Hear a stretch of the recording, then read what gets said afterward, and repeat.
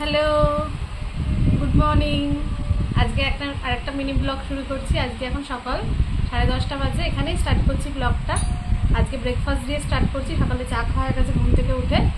এখন ব্রেকফাস্ট নিয়েছি, breakfast ready করা হয়ে গেছে। দাঁড়াও তোমাদের দেখাচ্ছি কী করেছি ব্রেকফাস্টে। এই যে পাস্তা,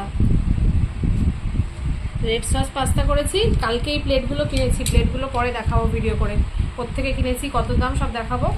এই প্লেটগুলো আমি অনেকদিন ধরেই ভাবছিলাম কিনবো, কিন্তু কালকে আলটিমেটলি কিনেছি। আর এই যে পাস্তাটা পরে আবার দেখা হচ্ছে। সকালের পরে আজকে সকালেও ভালো মেনু ছিল। সকালের পরে আবার এখন দুপুরে চলে এসেছি, স্নান করা হয়ে গেছে।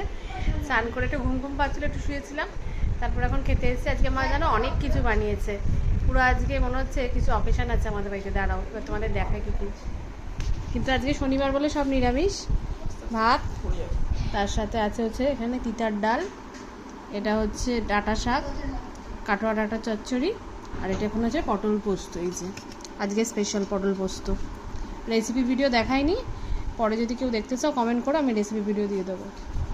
বিকেলে ছাদে ঘুম থেকে উঠে ছাদে গিয়ে একটুখানি ফটোশ্যুটও করেছি, দেখো পুচকেটার সাথে। আর নিজেরাও একটু ফটো তুলে নিয়েছি। শুভ সন্ধ্যা।